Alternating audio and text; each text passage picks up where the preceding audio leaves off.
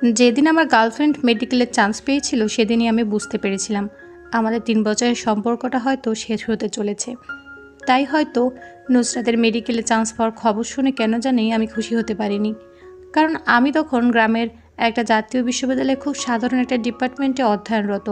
আমার ভয় হতে লাগলো নুসরাত হয়তো আমাকে ভুলে যাবে, আমার থেকে হাজার হাজার ভালো ছেলে তার জন্য প্রস্তুত থাকবে, তার সাথে প্রেম করার জন্য, তাকে বিয়ে করার জন্য। তবে নুসরাত তেমন কিছু করলো না। চান্স পাওয়ার পর সে খুশিতে আমাকে জড়িয়ে ধরে বলেছিল, আমার স্বপ্ন পূরণ হয়েছে আমিনুল। অনেক ছোট থেকে আমার ইচ্ছে ছিল আমি ডাক্তার হব। বাবা মাও আমাকে সাপোর্ট করে এসেছেন সবসময়। এই দিনটির জন্য আমি অনেক কষ্ট করেছি। আজ আমার থেকে হয়তো এই পৃথিবীতে কেউ সুখী নয়। আমি তখন কি বলবো ভেবে পাচ্ছিলাম না। নুসরাত হঠাৎ করে আমার কাছ থেকে নিজেকে সরিয়ে নিয়ে একটু দূরে চলে যায়। আমি বুঝলাম আবেগে আমাকে জড়িয়ে ধরেছিল। সেদিনই নুসরাতের সাথে আমার শেষ দেখা হবে। আমি কোনোদিন কল্পনাও করিনি। নুসরাত আমার কাছ থেকে সেদিন চলে যাওয়ার পর তার সাথে কিছুদিন কথা হয় না। একসময় সে তার নতুন গন্তব্যে চলে যায়। এই সময়ের মাঝেও তার সাথে আমার দেখা হয়নি, কথাও হয়নি। হয়তোবা চলে যাওয়ার আগে আমার সাথে দেখা করবার প্রয়োজন মনে করেনি। তবে আমাকে ফোন দিয়ে 2 মিনিট কথা বলেছিল। এটা আমার কাছে অনেক কিছু মনে করেছিল। অন্তত যাওয়ার আগে আমাকে মনে করে কথা বলেছে। আমি নুসরাতকে খুব বেশি ফোন দিতাম না, মেসেজও করতাম না খুব একটা। আমি কখনোই চাইতাম না আমার কারণে নুসরাতের পড়ালেখার কোনো ডিস্টার্ব হোক, কারণ আমি জানতাম মেডিকেলে অনেক পড়াশোনা করতে হয়। তাই ফোন দিয়ে তার মূল্যবান সময়টুকু আমি নষ্ট করতে চাইতাম না। তবে মাঝে মাঝে আমি মেসেজ করতাম, ফোন দিয়ে কথা বলতাম। তখন অনেক ভালো লাগতো। সেও আমার সাথে অনেক মুগ্ধতা নিয়ে কথা বলতো, আমি বুঝতে পারতাম। তবে আমাদের খুব বেশি সময় ধরে কথা হতো না। আগে যেমন আমরা ঘন্টার পর ঘন্টা ফোনে কথা বলতাম, কেউ ভুলেও কখনো ফোন রাখতে চাইতাম না। এমনও রাত গিয়েছে যে রাতে আমরা দুজন না ঘুমিয়ে কথা বলে কাটিয়েছি। কিন্তু এখন 10 মিনিট কথা বলে নুসরাত ফোন রেখে দিতে চায়। আমি যখন বলতাম এতদিন পর পর আমাদের কথা হয়, তারপরেও এত কম সময় কথা বলে তোমার ভালো লাগে, তখন সে বলতো কিছু করার নাই। এমন একটা সময় থাকে যখন চাইলে সব কিছু করা যায় না। আমি চাইলেও তোমার সাথে লং টাইম কথা বলতে পারবো না। আমি তার কথাগুলো বোকার মতো বিশ্বাস করতাম। ভাবতাম হয়তো হোস্টেলে থাকে সেই জন্য ফোনে কথা বলতে সমস্যা। আর সেও তো বড় আপুদের সাথে রুম শেয়ার করে থাকে, তাই কম কথা বলে সন্তুষ্ট থাকতাম আমি। এভাবে খুব ভালো চলছিল আমাদের দুজনের দিনকাল। প্রায় 6 মাস খুব ভালোভাবেই গেল। আমি যা ভেবেছিলাম তা হয়নি। নুসরাত এখনও আমাকে আগের মতোই ভালোবাসে। একদিন হঠাৎ করে দেখলাম নুসরাত তার ফেসবুক আইডিতে কয়েকটা ছেলে আর মেয়ের সাথে একসাথে দাঁড়িয়ে কিছু পিক আপলোড করেছে। তখন আমার বুকের ভেতরটাতে একটু ব্যথা অনুভব করলাম। যে মেয়েটা কোনোদিন নিজের পিক ফেসবুকে দিত না, সে মেয়েটাই আজ সাজগোজ করে খুব সুন্দর করে পিক আপলোড করেছে। ভাবলাম নুসরাতকে একবার জিজ্ঞেস করি কেন সে আমার অনুমতি না নিয়ে নিজের পিক ফেসবুকে দিল। অন্তত আমাকে তো জিজ্ঞেস করা উচিত ছিল। সে তো কোনো কিছু করার আগে অন্তত আমার কাছে বলে। কিন্তু আমার মনে হলো এটাতে হয়তো সে রাগ করতে পারে, কষ্ট পেতে পারে। তাই আর এই বিষয় নিয়ে মাথা ঘামালাম না, তুচ্ছ ভেবে এড়িয়ে গেলাম। প্রথমে জিনিসটা খারাপ লাগলেও পরে কিছু মনে হলো না। কারণ শুনেছি বিশ্ববিদ্যালয়ে চান্স পাওয়ার সাথে সাথে মেয়েদের অনেক পরিবর্তন হয়, মেয়েরা আগের থেকে অনেক আপডেট হয়। আর সেটা যদি পাবলিক ভার্সিটি কিংবা মেডিকেল কলেজ হয় তাহলে তো কথাই নেই। একটু পরে হলেও জিনিসটা বুঝতে পারলাম, তাই এটাকে সাধারণভাবেই নিলাম। কিন্তু কিছুদিন পর যখন দেখলাম নুসরাত মাঝে মাঝে তার ছেলে বন্ধুদের সাথে পিক তুলে, তাও খুব কাছাকাছি ঘেসে পিক উঠে, আবার সেই পিক ফেসবুকে আপলোড করে, তখন কেন জানি আমার সহ্য হলো না। আমি যাকে ভালোবাসি সে অন্য কোনো ছেলের সাথে এত কাছাকাছি থাকবে? তার কিসের এত সম্পর্ক ছেলেদের সাথে? নিজের কাছে এসব প্রশ্নের উত্তর খুঁজতে থাকলাম আমি। আমার খুব খারাপ লাগতো যখন দেখতাম নুসরাত কোনো ছেলের কাঁধে হাত রেখে ছবি উঠেছে। আমি নুসরাতকে ফোন দেই কিন্তু সে ফোন ধরে না। 2 দিন পর যখন সে ফোন ধরলো তখন আমি তাকে প্রথম যে কথাটা বলি সেটা হলো, তুমি আর তোমার ছেলে বন্ধুদের সাথে ঘুরবে না। আমার অনেক খারাপ লাগে তোমাকে অন্য ছেলের পাশে দেখলে। কিন্তু নুসরাত আমার কথায় অনেক রাগ করে ফেলে, আমাকে অনেক কথা শোনায়, যে কথাগুলো প্রমাণ করে দেয় সে আমার সাথে থাকতে চায় না। তুমি আমাকে না করার কে? আমার জীবন, আমার যেভাবে ইচ্ছে যার সঙ্গে ইচ্ছে তার সাথে ঘুরবো আমি। তুমি আমাকে না করার কে? যেখানে আমার বাবা মা আমার স্বাধীনতার কোনো হস্তক্ষেপ করে না সেখানে তুমি আমাকে এইসব বলার কে? আমি যেসব ছেলেদের সাথে ঘুরে বেড়াই তাদের যোগ্যতা স্ট্যাটাস তোমার থেকে অনেক উপরে। তুমি এখনও আপডেট হতে পারোনি। আমার মনে হচ্ছে আমাদের সম্পর্কটা এখানে শেষ হওয়া উচিত, কারণ তোমার জন্য আমি আমার লাইফস্টাইল চলাফেরা পরিবর্তন করতে পারবো না। আমি আমার মতো করে নিজের জীবনটাকে চালাতে চাই। আমার স্বাধীনতায় কারো হস্তক্ষেপ আমি মেনে নেব না, সে যাই হোক না কেন। আশা করি তুমি আমার কথা বুঝতে পেরেছো। নুসরাত যখন কথাগুলো বলল তখন আমি কিছুক্ষণের জন্য স্তব্ধ হয়ে গিয়েছিলাম। কিছু বলার মতো ভাষা খুঁজে পাচ্ছিলাম না। শুধু ভাবছিলাম এতদিন ধরে এত যত্ন করে গড়ে তোলা 3.5 বছরের সম্পর্কটা মাত্র 1 মিনিটে শেষ হয়ে যাচ্ছে। বিশ্বাস হচ্ছিল না। তবে আমারও কেন জানি এই সম্পর্কটার প্রতি বিতৃষ্ণা এসে গেছে। খুব করে বুঝতে পারছিলাম। তাই আমি হয়তো নুসরাতকে কিছু কথা বলার মতো সাহস কুড়িয়েছিলাম। যেদিন তুমি মেডিকেলে চান্স পেয়েছিলে সেদিন আমি বুঝতে পেরেছিলাম তোমার সাথে আমার রিলেশনটা টিকবে না। লাস্ট 6 মাসে আমি সবসময় ফোন দিয়েছি তোমাকে, তোমার খোঁজ নিয়েছি। তুমি কখনো নিজ থেকে আমাকে কল করনি, কখনো মনে করনি যে তোমাকে একজন মানুষ অনেক ভালোবাসে, যে মানুষটা তোমার ফোন পেলে কতটা খুশি হয় সেটা হয়তো তুমি বুঝেও বুঝতে না। তুমি জানতে আমি তোমাকে অন্য কোনো ছেলের সাথে সহ্য করতে পারবো না। তুমি ইচ্ছা করেই তোমার ছেলে বন্ধুদের সাথে ঘুরে বেড়াতে, তাদের সাথে ছবি উঠাতে, যেগুলো তুমি আমাকে দেখানোর জন্য আপলোড করতে। আমি কিছুটা হলেও বুঝতাম, তবে সহ্য করতাম। তুমি এটা চেয়েছিলে আমি যেন রাগ করে তোমাকে এমন কিছু বলি যেটা সাহায্যে তুমি আমাদের সম্পর্কে ইতি টানতে পারো। আজ তুমি সফল, আর কখনো কথা হবে না, দেখা হবে না তোমার সাথে। কথাগুলো বলে আমি ফোনটা চিরদিনের জন্য রেখে দেই। মনে মনে একটা জেদ করি, কোনো দিন আমি তাকে ফোন দেব না। আমি ভেবেছিলাম আমাদের পাহাড় সমান অভিমানগুলো ভুলে গিয়ে আবার আমরা কথা বলবো, দেখা করব, কিন্তু না, এমনটা হয়নি। সেদিনের পর থেকে নুসরাতের জন্য অনেকটা দিন আমি খুব অভিমান ভরা ভালোবাসা নিয়ে অপেক্ষা করেছিলাম। নুসরাত আমাকে ফোন দেবে, সব কিছু ভুলে আবার আমাকে আপন করে নেবে। কিন্তু সে আমাকে ফোন দেয়নি, আমিও নিজ থেকে তাকে ফোন দেইনি। আমারও ইগো জিনিসটা তার থেকে কম ছিল না। আমি জানি না তাকে ফোন দিয়ে তার সাথে কথা বলে সব কিছু আবার আগের মতো হয়ে যাবে কিনা, কিন্তু আমার ভিতরের ইগো আমাকে এটা করতে দেয়নি। আমার ভিতরে সত্তাটা সবসময় শুধু একটা কথাই বলেছে, যে মানুষটা তোকে চায় না, যে মানুষটা তুই অভিমান করলে তোর অভিমান ভাঙায় না, যে মানুষটা তোর ভালোবাসা ভরা শাসনগুলো তোর বিরক্তি খুঁজে পায়, সে মানুষটার সাথে তুই নিজেকে কখনো সুখী দেখতে পারবি না।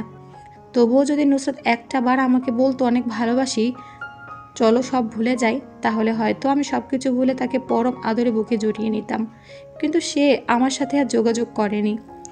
আমিও আস্তে আস্তে নুসরাতকে ভুলে যেতে লাগলাম। একসময় ভুলেও গেলাম যে আমার জীবনে নুসরাত নামে একটা মেয়ে ছিল, যে মেয়েটাকে আমি নিজের থেকেও অনেক বেশি ভালোবাসতাম। সেদিন আমার মনে হয়েছিল এই পৃথিবীতে যদি সবচেয়ে বড় কোনো মিথ্যা থাকে সেটা হলো আমি তোমাকে ছাড়া বাঁচব না। আসলে এই পৃথিবীতে কেউ কাউকে ছাড়া মরে না, কষ্ট হলেও বাস্তবতার সাথে যুদ্ধ করে বেঁচে থাকে। আমিও আছি। যখন নুসরাতের হাত ধরে বলতাম আমি তোমাকে নিজের থেকেও অনেক বেশি ভালোবাসি, তোমাকে না পেলে আমি বাঁচব না। প্রতিটা মানুষের বেঁচে থাকার জন্য যেমন অক্সিজেন জিনিসটা অতি জরুরি, ঠিক তেমনই আমার বেঁচে থাকার জন্য তোমাকে খুব করে প্রয়োজন। তুমি ছাড়া আমার এই জীবন অধরা, অসম্পূর্ণ। এখন এই কথাগুলো শুনলে বড্ড হাসি পায় আমার। হয়তো নুসরাতও আমাকে ভুলে গিয়ে নতুন কারোর সাথে সম্পর্কে জড়িয়েছে। আমরা মানুষরা এমনই, পুরাতন ভুলে নতুনকে সাদরে গ্রহণ করে নেই। দেখতে দেখতে নুসরাতের সাথে আমার সম্পর্কে 2টা বছর অতিবাহিত হয়ে গেল। এই 2 বছরে আমাদের কোনো কথা হয়নি, তবে আমি তাকে দেখতাম। প্রথম প্রথম তার সাথে কথা না বলে থাকতে অনেক কষ্ট হতো, তবুও থাকতাম। নিজের আত্মসম্মান বোধের কথা চিন্তা করে হলেও তার সাথে কথা না বলে থাকতাম। আমি ভাবতাম আমার মতো নুসরাতেরও হয়তো আমার সাথে কথা না বলে থাকতে কষ্ট হচ্ছে। দীর্ঘ 3টা বছর তার সাথে রিলেশন ছিল আমার। এই 3 বছরে আমি তাকে অনেক ভালোবাসা দিয়েছি। সে আমাকে এত সহজেই চাইলে ভুলে যেতে পারবে না। সেদিন হয়তো রাগের মাথা অনেক কিছু বলেছে, কিন্তু আমাকে ভুলে যেতে তার অনেক কষ্ট পোহাতে হবে। কিন্তু যখন দেখতাম সে হাসি খুশিভাবে আগের মতো তার বন্ধুদের সাথে চলাফেরা করছে, ট্যুরে যাচ্ছে, আর সেগুলো সামাজিক যোগাযোগ মাধ্যমে দিচ্ছে, তখন বুঝতাম আমার ধারণা ভুল ছিল। সেটার প্রমাণ আমি পাচ্ছি। সে আমাকে ভুলে তার বন্ধু বান্ধবীদের সাথে খুব আনন্দ উল্লাসে দিন কাটাচ্ছে, অথচ আমি নিজেকে কষ্টের অনলে দগ্ধ করছি প্রতিনিয়ত। আমার অন্য সবার বন্ধু বান্ধবীও ছিল না যে তাদের সাথে নিজের দুঃখগুলো শেয়ার করব। আমার একাকিত্ব হয়তো আমার কষ্টগুলোকে তীব্রতা দান করেছিল। তবে আলহামদুলিল্লাহ আমি সব ভুলে নিজেকে নিজের মতো গুটিয়ে নিয়েছি। আমি আর নুসরাত নামক মেয়েটাকে ভালোবাসি না, তার জন্য নিজেকে কষ্ট দেই না। যেহেতু আমি জাতীয় বিশ্ববিদ্যালয় থেকে অনার্স শেষ করেছিলাম, তাই চাকরির বাজারে আমাকে অনেক বেগ পোহাতে হয়েছিল। সত্যি বলতে জাতীয় ভার্সিটির স্টুডেন্টগুলো প্রথম থেকে পাবলিক ভার্সিটির স্টুডেন্ট থেকে মানসিকভাবে অনেকটা পিছিয়ে পড়ে। ওরা যেহেতু পরীক্ষা দিয়ে চান্স পেয়েছে আর আমরা পাইনি, তাই ওরা আমাদের থেকে অনেকটা এগিয়ে। এই জিনিসটা আমার মনের মধ্যে সবসময় নেগেটিভভাবে কাজ করেছে। যদিও আমি কোথাও পরীক্ষা দেইনি, তবু এটা মনে হয়েছে। খারাপ লাগলেও এই কথাগুলো সত্য। তবে আমি কখনো ভেঙে পড়িনি। অনার্স শেষ হওয়ার পর বিসিএস ক্যাডার হওয়ার আশায় দীর্ঘ 2টা বছর আমি অক্লান্ত পরিশ্রম করেছি। দিন থেকে কখন রাত হয়েছে, রাত থেকে কখন দিন হয়েছে, এসবে আমার কখনো মনোযোগ থাকতো না। আমার সমস্ত মনোযোগ থাকতো বইয়ের পাতায়। এত পরিশ্রম করার পরেও যখন আমি বিসিএস ক্যাডার হতে পারিনি, তখন আমার মনে হয়েছিল বিসিএস আমার জন্য না। এই পৃথিবীতে কিছু বিরল প্রজাতির এক্সট্রা অর্ডিনারি মানুষ আছে, বিসিএস তাদের জন্য। তবে বিসিএস ক্যাডার না হতে পারলেও আমি প্রথম শ্রেণী একটা সরকারি চাকরি পেয়ে যাই। আমি এখনও বিশ্বাস করি আমি ক্যাডার হতে চেয়েছিলাম বলে আজ প্রথম শ্রেণীর সরকারি চাকরি পেয়েছি। তাই মানুষের স্বপ্ন সবসময় বড় থাকা উচিত। স্বপ্ন বড় দেখলেই কেবল বড় হওয়া যায়। তাই সবসময় বড় হওয়ার স্বপ্ন দেখা উচিত। সেই স্বপ্নকে সত্যি করার জন্য পরিশ্রম করা উচিত। বাকিটুকু ওপরওয়ালার হাতে ছেড়ে দিতে হবে। আমাদের আর্থিক অবস্থা খুব একটা ভালো না থাকলেও আমি বাবা মায়ের অনেক আদরের সন্তান ছিলাম। আমার বাবা মা জানতো তাদের যা অবস্থা, তার একজনের বেশি সন্তানকে হয়তো ভালোভাবে মানুষ করতে পারবে না। তাই তারা আমি বাদে আর কোনো সন্তান নেয়নি। আমি যখনই যা চাইতাম আমার বাবা সেটা আমাকে দিত। আমার মনে আছে, আমি যখন অনেক ছোট ছিলাম তখন বাবার কাছে একটা সাইকেল চেয়েছিলাম। ছোট থাকলেও আমার এমন আবদারে মা সেদিন আমার উপর অনেক রাগ করেছিল। কিন্তু কিছুদিন পর বাবা আমার জন্য যখন একটা নতুন সাইকেল নিয়ে আসলো, তখন মাই আমাকে সাইকেলে চড়িয়ে ঘোরাতো। আমার কাছে মনে হতো আমার বাবা মা পৃথিবীর শ্রেষ্ঠ বাবা মা। অথচ এমন বাবা মায়ের ইচ্ছেটা আমি পূরণ করতে পারিনি। এতটা ব্যর্থ ছিলাম আমি। তারা চেয়েছিল আমি যেন ভালো রেজাল্ট করে শহরে পড়তে যাই, কিন্তু আমি তখন তাদের কথা শুনতাম না। লেখাপড়ায় মনোযোগ দিতাম না, সবসময় খেলা নিয়ে থাকতাম, যার কারণে এসএসসিতে খুব একটা ভালো রেজাল্ট করতে পারিনি। ইন্টারে কিছুটা ভালো করেছিলাম, তারপর গ্রামের একটা ভার্সিটিতে ভর্তি হই। তবুও আমার জন্য আমার বাবা মায়ের ভালোবাসা একটু কমেনি। আমি তাদের আশা পূরণ করতে না পারলেও তারা আমাকে কখনো কোনো কিছুর অভাব দিত না। যেদিন আমি চাকরি পেলাম সেদিন মাকে জড়িয়ে ধরে অনেক কেঁদেছিলাম। সেদিন বাবাকে জড়িয়ে ধরে বলেছিলাম, তোমাকে আর কাজ করতে হবে না, এখন থেকে তোমরা দুজন আরাম করবে, পায়ের পর পা তুলে খাবে।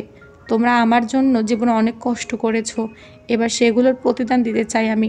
তোমাদের এই সেবাটুকু করার সুযোগ আমাকে দেবে না? আমাকে জড়িয়ে ধরে সেদিন বাবা মা অনেক কেঁদেছিল। আমি মনে প্রাণে বিশ্বাস করি ওই দিনের কান্নাটা আমার জীবনের সর্বশ্রেষ্ঠ কান্না। কিছুদিন পর বুঝতে পারলাম বাবা মায়ের কোনো কারণে আমার ওপর রাগ, তবে কারণটা খুঁজে পেলাম না। এক সময় আমার ওপর রাগের কারণটা বুঝতে পারলাম। তারা আমাকে বিয়ে দিতে চায়, আমিও আর না করলাম না। বাবা মায়ের জন্য হলেও বিয়ের পিঁড়িতে বসার জন্য আমি রাজি হয়ে গেলাম। আমাদের গ্রামের একটা মেয়েকে মায়ের অনেক পছন্দ। অনেক আগে থেকে মা মেয়েটাকে আমার জন্য পছন্দ করে রেখেছে, কিন্তু কখনো বলেনি। আজ সময় বুঝে মা তার মনের কথাটা আমাকে বলার পর আমি মায়ের হাসি ভরা মুখটা দেখার জন্য মেয়ে দেখতে যাব বলে দেই। সেই মেয়েটাকে দেখার জন্য মা আমাকে নিয়ে মেয়ের বাসায় এসেছে।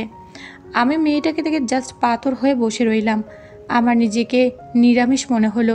এত সুন্দর একটা মেয়ে আমার গ্রামে বাস করে, অথচ আমি জানি না। তার চেয়ে বেশি অবাক হলাম যখন মেয়েটার পাশে আমার প্রাক্তন নুসরাতকে দেখতে পেলাম। আমরা যে মেয়েটাকে দেখতে এসেছি সেই মেয়েটার কাজিন হচ্ছে নুসরাত। আমি নুসরাতকে দেখে যতটা না সারপ্রাইজড হয়েছে, তার থেকে বেশি নুসরাত আমাকে দেখে অবাক হয়েছে। সে নিশ্চয়ই আমার সম্পর্কে তার কাজিন কিংবা তার বাবা মায়ের কাছ থেকে সব জেনেছে। যে ছেলেটা কখনো পড়ালেখায় সিরিয়াস ছিল না, সেই ছেলেটা আজ জীবনে প্রতিষ্ঠিত। আমি তখনও চুপ করেছিলাম। তবে নাটক সিনেমার মতো নুসরাতকে দেখে আমার ভিতরে কোনো আবেগ কাজ করেনি। আমি স্বাভাবিক থাকার চেষ্টা করেছি। আমি যে মেয়েটাকে দেখতে এসেছি তার নাম রোদেলা, ঢাবিতে 2য় বর্ষে পড়ে। আমার মেয়েটাকে প্রথম দেখেই কেমন জানি সন্দেহ হয়েছিল। এত সুন্দর একটা মেয়ে আর সিঙ্গেল থাকে, তাও আবার ঢাবিতে 2 বছর রানিং। আমি নিশ্চিত এই মেয়ের বয়ফ্রেন্ড আছে। ইদানিং এই বিষয়টা খুব হচ্ছে। বিয়ের কয়েকদিন আগে মেয়ে পালিয়ে যায়, অথচ বিয়ে করার জন্য সে ঠিকই রাজি থাকে। জগতে চিরাচরিত নিয়ম অনুযায়ী আমাদের দুজনকে আলাদা রুমে কথা বলার জন্য পাঠানো হয়েছে। সবার কথা বিয়ের আগে ছেলে মেয়ের আলাদা কথা বলার দরকার আছে। আর তাছাড়া তারা এই যুগের ছেলে মেয়ে বিয়ের আগে পার্সোনালভাবে কথা বলবে না, এমনটা হতেই পারে না। আমার বেলাও হবে সেটা জানতাম। আমি অজানা অপরিচিত একটা মেয়ের সামনে দাঁড়িয়ে আছি। কি বলবো কিছু ভাবতে পারছি না, কিছুটা নার্ভাস ফিলও করছিলাম। এমনটা হওয়ার কারণ বুঝতে পারলাম না। নীরবতা ভেঙে রোদেলাই প্রথম কথা বলল, আপনার কয়টা গার্লফ্রেন্ড ছিল? মেয়ের মুখ থেকে এমন প্রশ্ন শুনে থতমত খেয়ে গেলাম। আসলে এমন কোনো কিছুর উত্তর দেওয়ার জন্য প্রস্তুত ছিলাম না আমি। এখন যদি বলি আমি কখনো প্রেম করিনি আর আমার কোনো গার্লফ্রেন্ড ছিল না, আর সে যদি নুসরাতের কাছ থেকে সব শোনে, তাহলে আমার কাছে ব্যাপারটা লজ্জাজনক হবে। তাই সাহস করে বললাম, একটা করেছিলাম। মাত্র একটা? তো কয়টা করব? এগুলো কি খাওয়ার জিনিস নাকি যে অনেকগুলো করব? আপনার কথা শুনে মনে হচ্ছে আপনি অনেকগুলো করেছেন। না, আসলে সবাই ভাবে আমার হয়তো বয়ফ্রেন্ড আছে, আমি সিঙ্গেল না, তাই কেউ প্রপোজ করে না। সুন্দরী মেয়েদের একটাই সমস্যা, সবাই ভাবে এত সুন্দর একটা মেয়ে সিঙ্গেল থাকার কোনো চান্সই নেই। এটা ভেবে অনেকে প্রপোজ করে না। ভালো তো। আমি বিয়ে করব না, আবার বাড়িতে না বলবো না। আপনি না করে দিবেন, বলবেন মেয়ে আমার পছন্দ হয়নি। এটা বললে সবাই আমাকে পাগল ভাববে। কেন কেন? এটা ভাববে কেন? এত সুন্দর নিষ্পাপ একটা মেয়েকে আমার পছন্দ হয়নি, এটা শুনলে তো সবাই পাগলই বলবে। ফ্ল্যাট করছেন? উপকারটা করেন। আমি এই বিয়েটা করতে চেয়েছি আর মায়ের জন্য। আপনার থেকে আমার মাকে খুশি করা খুব বেশি দরকার। যেহেতু সমস্যাটা আপনার, সেহেতু আপনি আপনার পরিবারকে বোঝান, তাদেরকে বলেন আপনার ছেলেকে পছন্দ হয়নি। এত ভালো মানুষ নই আমি যে আপনাকে সাহায্য করে মায়ের কাছে অপরাধী হব। আপনি তো শিক্ষিত, এই সাধারণ জিনিসটা কেন বোঝেন না? বিয়ের পরেও তো আমি আপনাকে ছেড়ে দিতে পারি, আর আমাদের বিয়েটাতে আমরা কেউ সুখী হতে পারবো না। আমি এত সমীকরণ বুঝি না। আমি আমার মাকে দুঃখ দিতে পারবো না। আপনি আপনার বাবাকে বলেন। আরে ভাই, আমার বাবা হার্টের রোগী। আমার এমন সিদ্ধান্ত, কোনো দুর্ঘটনা ঘটে গেলে নিজেকে সারা জীবন অপরাধী মনে হবে। তাহলে আর কি করার, দেখা যাক কি হয়। আজকে তো আর বিয়ে হতে যাচ্ছে না, অনেক সময় পাবেন। যা করার আপনাকেই করতে হবে। বিয়ে ভাঙার ব্যাপারে আমি আপনাকে কোনো সাহায্য করতে পারবো না। আমি চলে আসি। নুসরাতের সাথে আমার কোনো কথা হয় না। দুজন দুজনের দিকে শুধু অপলকে কিছু সময় তাকিয়েছিলাম। সত্যি বলতে কথা বলার কোনো সুযোগই পাইনি। তবে আজ কেন জানি আমার মনে হলো আমি মন থেকে নুসরাতকে ভুলে গিয়েছি। বাসা আসার পর মা যখন বলল, মেয়ে কি পছন্দ হয়েছে, তখন মাকে বললাম, মেয়ে মনে হয় আমাকে পছন্দ করবে না। কেন? আমার ছেলে কি কম সুন্দর নাকি? মেয়ের ভাবটাপ দেখে এটাই বোঝা গেল। ওসব কিছু না, একটু লজ্জা পেয়েছে হয়তো। পছন্দ না করলে তো বলেই দিত। মেয়ের বাবা মা তোকে খুব পছন্দ করেছে, তারা বিয়েটা খুব তাড়াতাড়ি সম্পূর্ণ করতে চায়। তার মানে কি আমাকে না বলে বিয়ে ঠিক করে ফেলেছো? আরে গাধা, না, তুই বুঝবি না। আমি আসলে কিছু বুঝলাম না, বোঝার চেষ্টাও করলাম না। জানালার পাশে দাঁড়িয়ে বাইরের প্রাকৃতিক দৃশ্যগুলো অনুভব করছিলাম। বাইরে কি সুন্দর ঝুম বৃষ্টি হচ্ছে। ঝুম বৃষ্টি একজন মানুষের খুব প্রিয় ছিল, হয়তো বা এখনও আছে, কিংবা এখন আর তার বৃষ্টি ভালো লাগে না। এই বিয়েটা হয়তো হয়ে যাবে। মাকে অনেক খুশি দেখলাম আজ। যে কোনো কিছুর বিনিময়ে মা মেয়েটাকে আমার বউ করে আনতে চায়। আমিও কি চাই? এই প্রশ্নের উত্তর জানা নাই। তবে যদি ভালোবাসার মানুষ থাকতো, তাহলে বাবা মায়ের সুখের জন্য তাকেও ছেড়ে দিতে দ্বিধাবোধ করতাম না। আর সেখানে আজ আমি নিঃস্ব। আমার ভালোবাসার কোনো মানুষ নেই। ভালোবাসার মানুষ বলতে দুইজন মানুষই আছে, যারা আমাকে জন্ম দিয়ে এই সুন্দর পৃথিবীতে এনেছেন। তাই মায়ের কথা আমি ফেলতে পারি না। আগে বুঝতাম না, তাই মায়ের অবাধ্য ছেলে হিসেবে জীবন চালিয়েছি। কিন্তু এখন সব বুঝি, সব জানি। তাই জীবনে বাকিটা সময় বাবা মায়ের বাধ্য হয়ে বেঁচে থাকতে চাই। হঠাৎ করে ফোনটা কেঁপে ওঠে। বুঝলাম কেউ ফোন দিয়েছে। স্ক্রিনের দিকে তাকাতেই বহুদিনের পরিচিত সেই নাম্বারটা চোখের সামনে ভেসে উঠল। নাম্বারটা এখনও খুব যত্ন করে সেভ করে রেখেছি। এটাই বিষয় হচ্ছে না, যে মানুষটা অনেক আগে নিজের মন থেকে ডিলিট হয়ে গেছে, সেই মানুষটার নাম্বারটা আজও রয়ে গিয়েছে। ফোনটা ধরতে ওপাশে সেই আগুন ঝরা কণ্ঠটা শুনতে পেলাম, যেই কণ্ঠটা শোনার জন্য একসময় পাগল ছিলাম। কেমন আছো? ভালো আছি, তুমি কেমন আছো? চিনতে পেরেছো তাহলে? না চেনার তো কোনো কারণ নেই। বিয়ে করছো? কতদিন আর সিঙ্গেল থাকবো বলো? সেদিন তো বলেছিলে তুমি আমাকে ছাড়া বাঁচবে না, বিয়ে করলে আমাকেই করবে। আমি তোমার অক্সিজেন, আমি তোমার প্রতিটা নিঃশ্বাসে থাকবো সবসময়। তাহলে সব কি মিথ্যা ছিল? তুমি কি সত্যি আমার অক্সিজেন ছিলে? যদি তাই হতো, তাহলে কি তুমি আমাকে ছেড়ে চলে যেতে পারতে? তুমি তো জানতে অক্সিজেন ছাড়া মানুষ বাঁচতে পারে না, তারপরেও কিভাবে আমাকে ছেড়ে চলে গেলে? এতটা দিন গিয়েছি, একটা বার খোঁজও নাওনি। তুমি নিয়েছো? আমি ভেবেছিলাম কোনো একদিন ফোন দেবে, তবে ভাবিনি এতটা দেরি করবে। তুমি কি ভাবছো আমি আবার তোমার সাথে নিজেকে জড়াতে চাইতে ফোন দিয়েছি? এটা ভাবলে ভুল করবে। হ্যালো ম্যাডাম, আমি আপনাকে অনেক আগে ভুলে গিয়েছি। সো এইসব নিয়ে আমিও ভাবি না। আর আমি জানি আমার সাথে ব্রেকআপ হওয়ার পর তুমি রিলেশনে জড়াবে, কারণ তুমি ছিলে মেডিকেল পুরো আপডেট মেয়ে। উপহাস করছো? না, তা করব কেন? যেটা সত্যি সেটাই বললাম। সেদিনের পর তুমি খুব ভালোই ছিলে, বন্ধুদের সাথে আড্ডা, ঘোরাফেরা, আরও কত কি। ভালো থাকার জন্য এগুলো কি যথেষ্ট না? বাড়ি থেকে দেখে সব কিছু বোঝা যায় না। যাই হোক, ভালো থেকো। বিয়ের জন্য শুভকামনা। তুমিও ভালো থেকো। আমি ভেবেছিলাম এরকম কিছু একটা হবে, নুসরাত আমাকে ফোন দিবে। তবে মেয়েটার কোনো পরিবর্তন হয়নি, আজও আগের মতোই আছে, নিজের জেদটাকে বড় করে দেখে। তবে আমি খুব খুশি যে আমাকে ভুলে গিয়েছে। নাটক সিনেমার মতো সে আবার আমার জীবনে ফিরে আসতে চায়নি। রাতে ঘুমানোর আগে অপরিচিত একটা নাম্বার থেকে ফোন পেলাম। ফোনটা ধরতে উপাস থেকে শুনতে পেলাম কেউ একজন বলছে, আমি রোদেলা, আপনার হবু বউ। আমি আপনার সঙ্গে দেখা করতে চাই। কাল বিকেলে দেখা করতে পারবেন? হ্যাঁ পারবো। কখন আসতে হবে বলেন, আমি মেসেজ করে দিয়ে দেবনি। আমিও ফোনটা রেখে ঘুমিয়ে গেলাম। তবে আমার কেন জানি মনে রোদেলার সাথে দেখা করতে গিয়ে তাই বয়ফ্রেন্ড দেখতে পাবো। জানি না এমনটা হবে কি না, তবে হওয়াটা অসম্ভব কিছু না। রোদেলা একা দাঁড়িয়ে আছে, তার আশেপাশে আমি কাউকে দেখতে পাচ্ছি না। তাহলে কি আমার কল্পনাটা মিথ্যা ছিল? রোদেলা তার বয়ফ্রেন্ডকে সাথে নিয়ে আসেনি। সে কি এমন বলবে যে কারণে এভাবে বাইরে একা দেখা করতে বলছে? আমি আন্দাজ করতে পারলাম না। তবে যাই বলুক না কেন সে, আমি তার কথা মতো বিয়েটা ভাঙবো না। বাসা থেকে বের হওয়ার আগে খুব ভেবে চিন্তে এসেছি। আমি জানি সে অনেক আবেগী কথা বলে আমাকে গলাতে চাইবে, তবে আমি সেসবে মন দেব না। আমার মায়ের জন্য শুধু আমি বিয়েটা করতে চাচ্ছি না। নুসরাত তো এর একটা কারণ। আমি যদি এই মেয়েটাকে বিয়ে না করতে পারি, তাহলে নুসরাত কোনো একদিন আমাকে উপহাস করবে। তুমি এই মেয়ের যোগ্য ছিলে না, তাই সে তোমাকে রিজেক্ট করেছে। আমি জানি নুসরাত এমন কিছু বলবে। নুসরাতকে জবাব দেওয়ার জন্য হলেও আমাকে এই বিয়েটা করতে হবে। একটা মেয়েকে এতক্ষণ দাঁড়িয়ে রাখা কি কোনো দায়িত্বশীল পুরুষের কাজ? আমি দুঃখিত, একটু দেরি হয়ে গিয়েছে। তবে আমার মনে হয় মেয়েরা যত্নবান, দায়িত্বশীল পুরুষ খুব একটা পছন্দ করে না। একটু না, 30 মিনিট দেরি করে এসেছেন। আপনি কীভাবে বুঝলেন মেয়েরা দায়িত্বশীল পুরুষ পছন্দ করে না? কিছুটা অভিজ্ঞতা আছে। পৃথিবীর সব মেয়ে তো আর এক না। আলাদা ভাবারও তো কোনো কারণ দেখি না। আপনাকে যে জন্য দেখা করতে বলেছি, সিরিয়াসলি একটা কথা বলেন তো, আপনি কি সত্যি বিয়েটা করছেন? হ্যাঁ। বয়স বেশি হয়ে যাচ্ছে, এত সুন্দর একটা মেয়েকে রিজেক্ট করার কোনো কারণ দেখছি না আমি। একটা মেয়ে আপনাকে পছন্দ করে না, তারপরেও তাকে বিয়ে করতে চাচ্ছেন কেন? এটাতে যে দুজন মানুষের জীবন নষ্ট হয়ে যেতে পারে, একটা বারো ভেবে দেখেছেন? দেখেছি। আর তাছাড়া আপনি আমাকে পছন্দ করেন না, এটা কিন্তু একবারও বলেননি। জলদি বলতেন আপনাকে আমার অপছন্দ, তাহলে হয়তো এমনটা বলতে পারতেন। কিন্তু এখন আপনি এই কথাটা বলতে পারেন না। আমি তো ইশারা ইঙ্গিতে বুঝিয়েছি আপনাকে আমার পছন্দ না। এমনকি এটাও বলেছি আমার বয়ফ্রেন্ড আছে, বিয়ে হলেও আমি তার সাথে পালিয়ে যাব। আমারও গার্লফ্রেন্ড ছিল। সো আপনার বয়ফ্রেন্ড আছে, এটাতে আমার কোনো সমস্যা নেই। আর বিয়ের পর আমার বউ অন্য কারোর সাথে পালিয়ে যাওয়ার মতো এতটা সাহস দেখাতে পারবে না। আমি জানি বউকে কীভাবে নিজের কাছে ধরে রাখতে হয়। আপনার ছিল, বাট আমার বর্তমান। এখন আমাদের সম্পর্কটা আছে। এতই যদি আপনার বয়ফ্রেন্ডকে ভালোবাসেন, তাহলে বাসায় বলে দিলেই পারেন, তারাই বিয়েটা ভেঙে দিবে। এত নাটক করছেন কেন?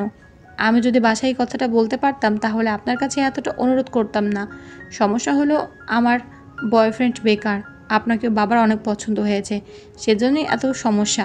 আর নাটক করার হলো অভিনয় করতাম, আপনার সামনে নাটক করে আমার দু পয়সার লাভ নেই। আমি তো বলেছি আমি কোনো সাহায্য করতে পারবো না, অন্তত বিয়ে ভাঙার ব্যাপারে। আপনি যে ছ্যাঁকা খেয়েছেন সেটা আপনার কথা শুনে বোঝা যায়। সত্যি কাউকে ভালোবাসলে তো আমার অবস্থানটা বুঝতেন, আমার পাশে দাঁড়াতেন। বিয়ের আগে প্রেমে বিশ্বাস করি না আমি। বিয়ের আগে প্রেম করলে ভালোবাসার মানুষটার উপর নিজের সবটুকু অধিকার খাটানো যায় না। খাটালেও সেটা সে মেনে নিতে চায় না। তাই বিয়ের আগে প্রেম নয়, যত প্রেম ভালোবাসা সব বিয়ের পরে। আপনি কি করে ভাবলেন আমাকে বিয়ে করলে আপনি হাজব্যান্ডের দাবি নিয়ে আমার ওপর সবটুকু অধিকার আদায় করতে পারবেন?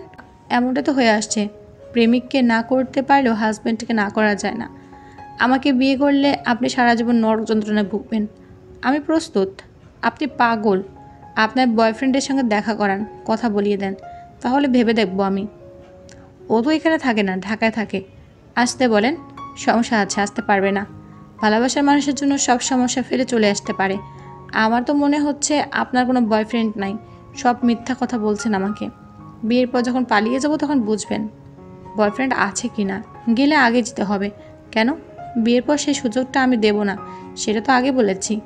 রোদেলা মেয়েটা আমার উপর রাগ করে আগুন ঝরা চোখে তাকাতে তাকাতে চলে গেল। হয়তো সে অনেকটা আশা নিয়ে আমার কাছে এসেছিল, কিন্তু তাকে নিরাশ হয়ে ফিরে যেতে হলো। রাতে খাওয়ার সময় মা হঠাৎ করে বলল, বিয়েতে কি তোর মত আছে? কথাটা শুনে আমি চুপ হয়ে গেলাম। আসলে এই প্রশ্নের উত্তরটা আমার নিজেরই জানা নেই। তোর যদি মত না থাকে বল, আমরা চাই তুই সুখী হবি, তোর সুখী আমাদের সুখ। তোর জন্যই আমরা এত কষ্ট করেছি, তোর কষ্ট দেখতে চাই না কখনো। তোমাদের পছন্দ হয়েছে তো মেয়ে, এতেই আমি খুশি। বাবা মায়ের পছন্দে বিয়ে করাটাও যে কতটা আনন্দের সেটা তোমরা বুঝবে না। মেয়েটার বাবা আমাদের কথা দিয়েছেন, আমিও তাদের কথা দিয়েছি। আমার তো অনেক আগে থেকেই মেয়েটাকে ভীষণ পছন্দ, তোদের দুজনকে অনেক মানাবে। সব জল্পনা কল্পনার অবসান ঘটিয়ে আমাদের বিয়ে হয়ে যায়। যে মেয়েটা আমাকে পছন্দ করে না, যে মেয়েটার বয়ফ্রেন্ড আছে, সেই মেয়েটার সাথে আমার বিয়ে হয়ে যায়। বিয়ের দিন আমি নুসরাতের দিকে কেন জানি তাকাতে পারিনি। তার দিকে যখন তাকাতাম তখন নিজেকে অপরাধী মনে হতো। আবার মনে হতো সে তো এখন আর আমাকে আগের মতো চায় না, আগের মতো ভালোবাসে না। সে যদি ফিরে আসতে চাইতো কিংবা বলতো এই বিয়েটা করো না, তাহলে হয়তো অন্য কিছু হতে পারতো। কিন্তু সে এসবের কিছুই করেনি। চুপচাপ নীরব দর্শকের মতো দাঁড়িয়ে দাঁড়িয়ে আমাদের বিয়েটা সে দেখেছে। তবে আমি এক প্রকার জেদে বশবর্তী হয়ে বিয়েটা করেছি। আমি এখন নুসরাতকে বুক ফুলিয়ে বলতে পারবো, তুমি আমাকে ছেড়ে চলে গিয়েছিলে তুচ্ছ একটা কারণে। ভেবেছিলে আমি তোমার যোগ্য না, তুমি আমার থেকে অনেক ভালো কাউকে ডিসার্ভ করো, তাই আমাকে খুব সহজে ভুলে গিয়েছিলে। কিন্তু তুমি হয়তো কখনো চিন্তা করে দেখোনি আমি তোমার থেকে বেটার কাউকে ডিসার্ভ করি, আর সেটাও পেয়েছি। আমি যখন আমার সদ্য বিয়ে করা বউ নিয়ে নুসরাতের সামনে দিয়ে চলে আসছিলাম, তখন আমি নুসরাতের চোখে হিংসা দেখেছিলাম। সে হয়তো চায়নি বিয়েটা হোক, তার মনটা খারাপ ছিল যখন আমি তার সামনে দিয়ে রোদেলার হাত ধরে তাকে নিয়ে আসি। তবে আমি এসব নিয়ে একটু ভাবিনি, কারণ আমি আমার অতীত ভুলে গিয়েছি। আমি সৃষ্টিকর্তাকে সবসময় ধন্যবাদ জানাই, আমার অতীত সম্পূর্ণরূপে ভুলে যাওয়ার অলৌকিক ক্ষমতা দিয়েছেন সেজন্য। আমি এখন আমার বাবা মা ব্যতীত কাউকে ভালোবাসি না। যদি কাউকে ভালোবাসতে হয় নতুন করে বাসবো। বাসর ঘরে আমার জন্য আমার বউ বসে আছে, তবে তার কাছে যেতে আমার কেন জানি ভয় লাগছে। বিয়েটা তো তার ইচ্ছেতে হয়নি, তার কাছে গেলে সে কি বলবে এটাই ভাবছিলাম আমি, কিন্তু যেতে তো হবেই। এছাড়া কোনো উপায়ও নেই। আমি সাহস করে রুমে ঢুকে দরজাটা এমনভাবে লাগালাম যাতে কোনো শব্দ না হয়, কিন্তু তবু শব্দ হলো। বিছানায় বসতে মেয়েটার রাগে গড় গড় করা কণ্ঠ শুনতে পাই। আপনি আমার কাছে আসবেন না, আপনি আমার জীবনটাকে শেষ করে দিয়েছেন। এত স্বপ্ন দেখেছিলাম জীবনে নিজে কিছু করব, বড় কিছু হব, নিজের পছন্দে বিয়ে করব, কিন্তু আপনি সব শেষ করে দিয়েছেন। আমাকে আপনি ভুলও স্পর্শ করার চেষ্টা করবেন না। ওয়েট, ঠিক আছে, আমি জানি আমার উপর অনেক রাগ, রাগটা হওয়া স্বাভাবিক। তবে আমাদের এই বিয়েটাতে হয়তো আমরা খুশি হতে পারিনি, কিন্তু দুই পরিবারের মানুষগুলো কতটা খুশি হয়েছেন সেটা হয়তো আপনি জানেন না। আমার মনে হয় বাবা মায়ের ভালোবাসার কাছে এসব বয়ফ্রেন্ড গার্লফ্রেন্ডের ভালোবাসা খুবই তুচ্ছ। আপনি কি চলে আসার সময় আপনার বাবার দিকে একটাবার তাকিয়েছিলেন? তার দু চোখে জল ছিল, তবে সেটা দুঃখের নয়, সুখের। আপনি ঘুমিয়ে পড়ুন, সমস্যা নেই। আমি অতটা খারাপ মানুষ না যতটা ভাবেন। আমি মানুষকে ভালোবাসতে চাই, কিন্তু আফসোস বাবা মা ছাড়া কেউ আমাকে বুঝতে পারে না। যখন থেকে বুঝি তখন থেকে মানুষের মুখে মুখে কিংবা গল্প উপন্যাসে, নাটক, সিনেমায় একটা কথা শুনে এসেছি, বাসরাত অনেক পবিত্র একটা রাত। এই রাত প্রতিটা মানুষের জীবনে একবারই আসে। এই রাতে দুজন মানুষ প্রথমবারের মতো ভালোবাসা বিনিময় করে, একজন আরেকজনকে জীবনের সব না বলা গল্পগুলো বলে। তবে আমার বাসরাতটা এত মধুর হয়নি যতটা এই যাবৎকাল মানুষের মুখে মুখে শুনে আসছি। অবশ্য আগে থেকে জানতাম এমন কিছু হবে আমার সাথে, তাই এটা নিয়ে খুব একটা চিন্তিত নই আমি। বিবাহিত জীবন বাহির থেকে সুখে দেখা গেলেও ভিতর থেকে যে সুখী না সেটা আমি খুব ভালো করেই জানি। সকালে ঘুম থেকে উঠতে অনেকটা দেরি হয়ে যায়। বাইরে বের হতে দেখলাম মায়ের সাথে রোদেলা গল্প করছে। আমি ভেবেছিলাম আমার মতো হয়তো বাবা মায়ের সাথেও রোদেলা ভালোভাবে কথা বলবে না, কিন্তু যখন নিজের চোখে দেখলাম মার সাথে মেয়েটা খুশি মনে কথা বলছে, তখন নিজের ধারণাটাকে আজগুবি মনে হলো। হোক না সেটা অভিনয়, তবুও আমি অনেক খুশি। মেয়েটা আমার মাকে খুশি করার জন্য অভিনয় করুক কিংবা সত্যি মন থেকে কথা বলুক, এতে আমার কিছু আসে যায় না। সে আমার মায়ের সাথে কথা বলছে, এটাই আমার কাছে গুরুত্বপূর্ণ। মেয়েদের জীবনটা কত অদ্ভুত। সারা জীবন যে বাড়িটাকে আপন মনে করে বেড়ে ওঠে, একসময় সেই বাড়িটাকে ছেড়ে চলে যেতে হয় নতুন ঠিকানায়। নতুন ঠিকানায় নতুন নতুন সব মানুষের সাথে মানিয়ে নিতে হয়। একসময় নিজের বাবার বাড়ি ভুলে গিয়ে নিজের স্বামীর বাড়িটাকে নিজের স্থায়ী ঠিকানা মনে করতে থাকে। আমি শুধু রোদেলা মেয়েটার কথা ভাবছি। এখন প্রায় বিকেল। শহর এলাকায় নতুন বউকে দেখার জন্য মানুষ কেমন করে জানি না, তবে গ্রাম অঞ্চলে মনে হয় গ্রামের সহজ সরল মানুষগুলো একটু বেশি করে। সেই সকাল থেকে রোদেলাকে দেখার জন্য কোথায় কোথায় থেকে মানুষ আসছে, এখনও আসছেই। আমি সবচেয়ে বেশি অবাক হচ্ছে রোদেলাকে দেখে। সে এসব বিরক্ত হচ্ছে না, বরং সবার সাথে খুশি মনে কথা বলছে। আমি নিশ্চিত রোদেলার জায়গায় আমি থাকলে অনেক বেশি বিরক্ত হতাম। এজন্যই হয়তো মানুষ বলে মেয়ে হলে অনেক কিছু সহ্য করতে হয়। আপনাকে অনেক ধন্যবাদ রোদেলা। ধন্যবাদ কেন? কি এমন মহান কাজ করলাম যে ধন্যবাদ দিলেন? এই যে এত কিছু খুব ভালোভাবে হ্যান্ডেল করলেন তার জন্য।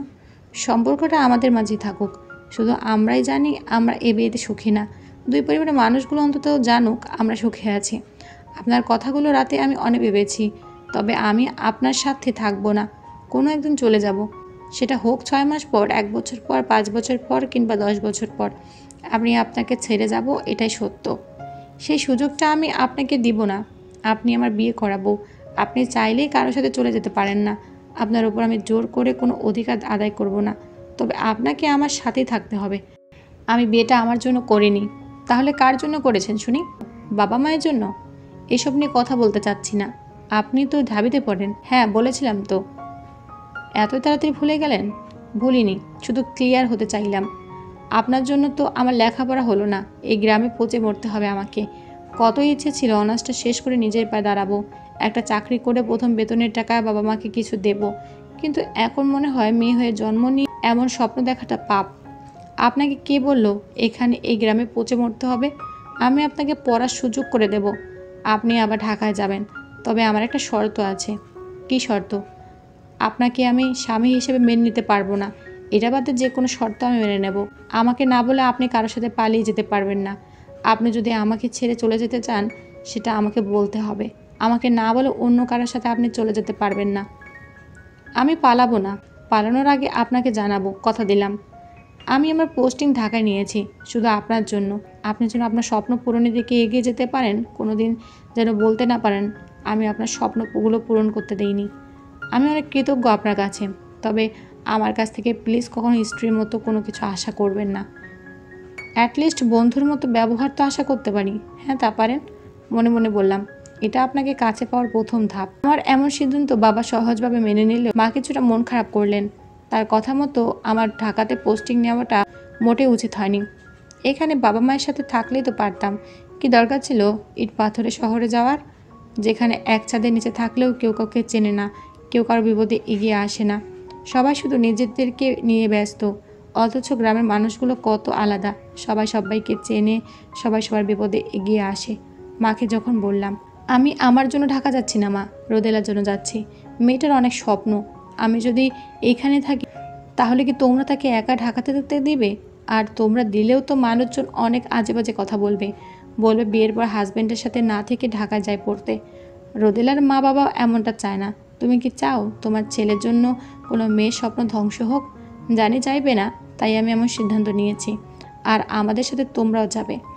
বাবা মা আমাদের সাথে যাবে না, সেটা আগে থেকে জানতাম আমি, কারণ তারা এই ভিটেমাটি ছেড়ে কোথাও যাবে না। জীবনের শেষ নিঃশ্বাস পর্যন্ত তারা এখানে থাকতে চায়, তাই আমি তাদেরকে জোর করলাম না। তবে আমার চলে যাওয়াতে মা খুব একটা খুশি না। তবে যখন মাকে বললাম আমি প্রতি মাসেই তোমাকে দেখার জন্য চলে আসবো, তখন মায়ের মুখ কিছুটা উজ্জ্বল হলো। কিছুক্ষণ পর আমি আর রোদেলা এত পরিচিত জায়গা ছেড়ে ঢাকা চলে যাব। শুনতে অবাস্তব লাগলেও আমি ঢাকা শহরটা খুব ভালোভাবে চিনি না। এর আগে আমি ঢাকাতে গেলেও খুব একটা ঘুরে দেখতে পারিনি, তাই শহরটা আমার কাছে অপরিচিত বলা যায়। তবে রোদেলার কাছে নতুন না, সে ঢাকাতে অনেক দিন ছিল। ট্রেনে যেতে চাইলেও রোদেলার বাবা আমার জন্য একটা প্রাইভেট কারের সাথে